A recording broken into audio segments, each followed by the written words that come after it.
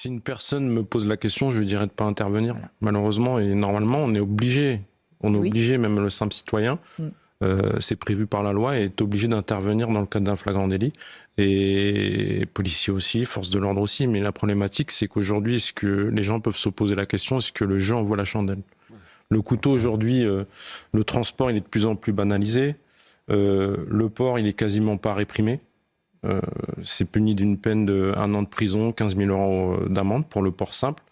Et même souvent, quand vous avez des circonstances aggravantes dans le cadre d'une agression, donc si vous êtes en plus avec une arme, c'est une circonstance aggravante. Si vous êtes mineur, vous irez sûrement pas en prison.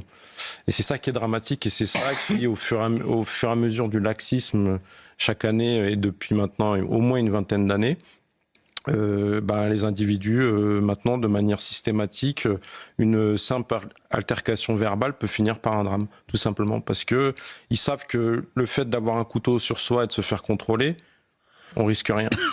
C'est un peu comme quand vous prenez un PV par la RATP, la personne qui prend jamais de ticket, elle se dit, bon, allez, je vais payer une fois 70 ou 50 €. Exactement. Et voilà. Donc, au pire, il va même pas faire une garde à vue. Alors, s'il est mineur, il va partir comme il est venu.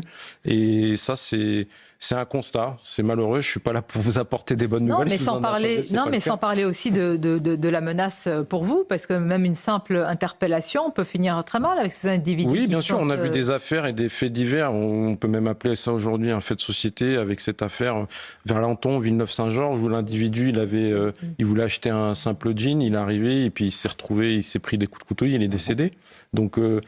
Donc c'est devenu, je vais pas dire le mot banal, parce que vis-à-vis des proches des victimes, c'est terrible, mais malheureusement, c'est de plus en plus courant. Et tant qu'il n'y aura pas une réponse pénale, une simplification de la procédure, de renforcer les services d'investigation, de multiplier les contrôles. Mais pour multiplier les contrôles, alors ça c'est sûr, c'est notre job, mais le problème c'est qu'il faudrait qu'on puisse le faire.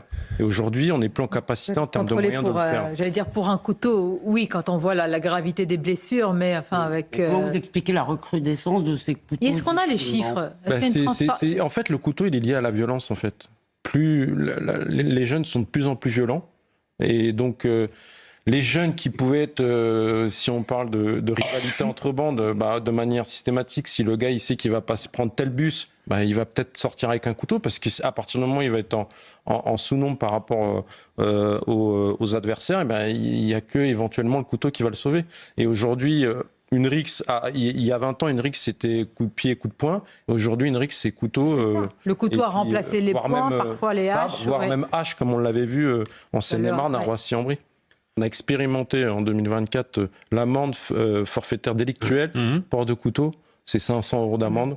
Mais bon, non mais vous voyez, il y a des fois on a vraiment l'impression c'est plus qu'une impression, qu'il y a un décalage entre ce qui se passe vraiment sur le terrain et ce qu'on lit. En fait, moi j'arrive pas à comprendre ce type d'expérimentation, puisque au final la plupart des individus qui ont des couteaux sur eux, ils se déclarent en tout cas insolvables, donc en fait ils paieront pas l'amende, et puis ils se disent au pire je vais me prendre une amende, je la paierai pas, et voilà, donc pour l'instant c'est la seule réponse qu'on a. Et puis malheureusement, que ce soit sur votre plateau ou d'autres, on n'arrête pas de dénoncer, on n'arrête pas de parler des mêmes choses, avec Crépol qui a scandalisé tout le monde, et il faut qu'il y ait des faits divers qui touchent telle ou telle communauté pour que les choses bougent. Mais malheureusement, depuis Crépol, est-ce que les choses ont bougé? Non. Moi, personnellement, sur le terrain, je peux vous dire, les choses, rien n'a changé. Absolument rien n'a changé. Et vous aurez encore des vidéos sur Snap qui viendront sur CNews, vous aurez encore des vidéos sur X qui viendront sur CNews, où vous verrez un gamin qui prend des coups de couteau et qui décède.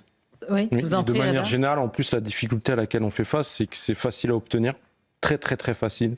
Avant, il y a une vingtaine d'années, il fallait aller en armurerie. Aujourd'hui, vous allez dans un centre commercial, vous achetez un couteau. Donc, en fait, on ne s'est pas adapté. Avant, c'était interdit à la vente pour les mineurs, mais aujourd'hui, le mineur, il va envoyer un majeur qui est connu des services de police pour aller acheter un couteau. On ne va pas lui interdire d'acheter un couteau. Le problème, et c'est facile à dissimuler. Et puis, il n'y a pas de répression. Par contre, si l'individu est interpellé avec une arme à feu, je peux vous garantir que oui, il va faire une garde à vue, oui, il va être déféré, oui, il va passer en comparution. Et aujourd'hui, ces armes-là blessent autant, je ne sais pas si ce n'est plus que... C'est pour ça que je voulais insister aussi sur les rôles des policiers en cette nouvelle année, toujours encore plus difficile et face vraiment à des agressions qui se multiplient.